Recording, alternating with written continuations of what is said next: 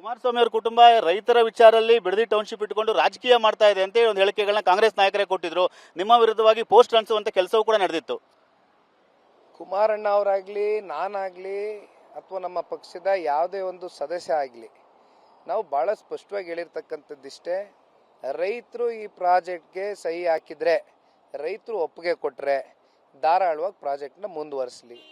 ರೈತರು ನಾವು ನಮ್ಮ ಜಮೀನನ್ನ ಕೊಡೋದಿಲ್ಲ, ನಮ್ಮ ಪಿತ್ರಾರ್ಜಿತ ಆಸ್ತಿಯನ್ನು ನೀವು ಈ ರೀತಿ ನಮ್ಮ ಮೇಲೆ ದಬ್ಬಾಳಿಕೆ ಮಾಡಿ ಕಸ್ಕೊಳ್ಬೇಡಿ ಅಂತಕ್ಕಂಥದ್ದು ರೈತರು ಹೇಳಿದಂಥ ಸಂದರ್ಭದಲ್ಲಿ ಯಾಕೆ ಅವ್ರ ಕೂಗನ್ನು ಕೇಳ್ತಾ ಇಲ್ಲ, ಯಾಕೆ ಅವ್ರ ಭಾವನೆಗಳಿಗೆ ಸ್ಪಂದಿಸ್ತಾ ಇಲ್ಲ? ಸ್ವಪ್ರತಿಷ್ಠೆನೇ ಹೆಚ್ಚಾಯ್ತಾ? ಹಂಗಾದ್ರೆ ರಾಜ್ಯ ಸರ್ಕಾರಕ್ಕೆ ರೈತರ ಭಾವನೆಗಳಿಗಿಂತ ಹೆಚ್ಚಾಯ್ತಾ? ರೈತರು ಬೀದಿಗಿಳಿದು ಹೋರಾಟವನ್ನ ಮಾಡ್ತಾ ಇದ್ದಾರೆ, ಆಕ್ರೋಶವನ್ನು ತೋರಿಸ್ತಾ ಇದ್ದಾರೆ. ಇದಕ್ಕೆ JDS ನ ಮುಂದಿನ ನಡೆ ಏನಾಗಾದ್ರೆ? ಒಂದು ಬಹಳ ಸ್ಪಷ್ಟವಾಗಿ ಹೇಳ್ತೇನೆ, ಈಗಾಗಲೇ ರೈತರ ಒಳಗಡೆ 9ರಿಂದ 9.25 ಕಿಲೋಮೀಟರ್ ಅಷ್ಟು ಪಾದಯಾತ್ರೆಯನ್ನ ಮುಗಿಸಿದ್ದೇವೆ. ಇನ್ನೊಂದು ಸುತ್ತಿನ ಪಾದಯಾತ್ರೆಯನ್ನ ಮಾಡ್ತೇವೆ. ಅಂತ ಏನಾದರೂ ಪರಿಸ್ಥಿತಿ ಎದುರಾಯಿತು ಅಂದ್ರೆ ನಾವು ಧರಣಿಯನ್ನು ಕೂಡ ಮಾಡ್ತೇವೆ, ಅಲ್ಲೇ ಕೂತ್ಕೊಳ್ತೇವೆ ಟೆಂಟ್ ಹಾಕೊಂಡು ರೈತರ ಜೊತೆ. ನಾವೆಲ್ಲದಕ್ಕೂ ಸಿದ್ಧರಾಗಿದ್ದೇವೆ.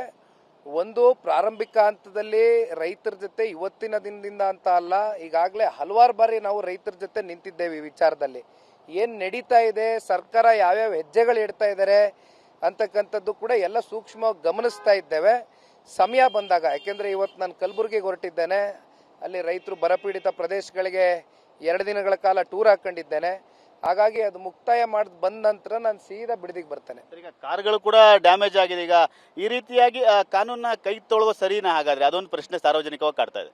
ಈಗ ಕಾನೂನನ್ನ ಕೈಗೆ ತಗೊಳ್ತಕ್ಕಂಥದ್ದಕ್ಕೆ ಸರ್ಕಾರ ಇರ್ಬೋದು, ಸರ್ಕಾರದ ಅಧಿಕಾರಿಗಳಿರ್ಬೋದು, ನಡ್ಕೊಳ್ತಾ ಇರ್ತಕ್ಕಂಥ ರೀತಿ ಸರಿನಾ? ಹಾಗಾದ್ರೆ ರೈತರನ್ನ ಒಕ್ಕಲೆಬ್ಸ್ತಕ್ಕಂಥ ಕೆಲಸ ಮಾಡ್ತಾ ಇರ್ತಕ್ಕಂಥವ್ರು ಯಾರು? ಸರ್ಕಾರ. ಈಗ ಸರ್ಕಾರ ಪ್ರಾಜೆಕ್ಟ್ ಮಾಡಬೇಕು ಅಂದರೆ ಎಲ್ಲಿ ಬೇಕಾದರೂ ಮಾಡ್ಬೋದು.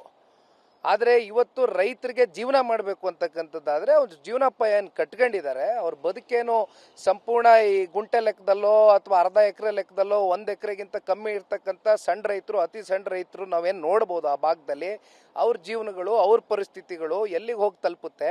ನಾಳೆ ಏನಾದರೂ ಸೈಟ್ ಕೊಡ್ತೀವಿ ಅಥವಾ ಕಮರ್ಷಿಯಲ್ ಏನೋ 9,000 ಕೊಡ್ತೀವಿ 50-50 ಅನುಪಾತದಡಿ ಎಲ್ಲ ಥರ ಹೇಳ್ತಾ ಇದ್ದಾರೆ, ಅಥವಾ ದುಡ್ಡು ಕೊಡ್ತೀವಿ ತಗೊಂಡೋಗಿ ಅಂತ. ಈಗ ಸಣ್ಣ ರೈತರು, ಅತಿ ಸಣ್ಣ ರೈತರು ಅಂತಕ್ಕಂಥ ಕೆಟಗರಿ ಏನಿದ್ದಾರೆ, ಆ ದುಡ್ಡನ್ನ ತಗೊಂಡು ಬೆಂಗಳೂರಿನಲ್ಲಿ ಒಂದು ಸೈಟ್ ತಗೊಳಕ್ಕಾಗ್ತದ? ಅಥವಾ ಅವ್ರ ಮಕ್ಕಳು ಮರಿ ಇರ್ಬೋದು, ಅಥವಾ ಅಲ್ಲಿ ಮಕ್ಕಳು ಮರಿನೇ ಇಲ್ಲದೆ ಇರ್ತಕ್ಕಂಥವ್ರು ಭಾಳ ಹಿರಿಜೀವಿಗಳು, ತಂದೆ ತಾಯಂದರು ಭಾಳ ಜನ ಇದ್ದಾರೆ ರೈತರು. ಅವರೆಲ್ಲ ಎಲ್ಲಿಗೆ ಹೋಗ್ತಾರೆ? ಅವ್ರೇನು ವಾಚ್ಮ್ಯಾನ್ ಕೆಲಸ ಮಾಡೋದಕ್ಕಾದ್ರೂ ಇಲ್ಲೆಲ್ಲಾದ್ರೂ ಬೆಂಗಳೂರಿನಲ್ಲಿ ಯಾವುದಾದ್ರೂ ಒಂದು ಕಂಪ್ನಿನಲ್ಲಿ ಏನಾದರೂ ಅವಕಾಶ ಮಾಡಿಕೊಡ್ತಾರೆ ಸರ್ಕಾರ? ಅವ್ರ ಜೀವನ ಯಾವ ರೀತಿ ರೂಪಿಸ್ತಾರೆ? ಈಗ ಅಲ್ಲಿ ಹೈನುಗಾರಿಕೆ ಬಗ್ಗೆ ನಾನು ಹೇಳಿದೆ, ಎಷ್ಟೋ ಜನಕ್ಕೆ ಸ್ವಂತ ಭೂಮಿನೇ ಇಲ್ಲ, ಸ್ವಂತ ಜಾಗನೇ ಇಲ್ಲ. ಕಾಂಟ್ರಾಕ್ಟ್ ಬೇಸಿಸಲ್ಲಿ ಒಂದಷ್ಟು ಜಾಗ ತೊಗೊಂಡಿದ್ದಾರೆ.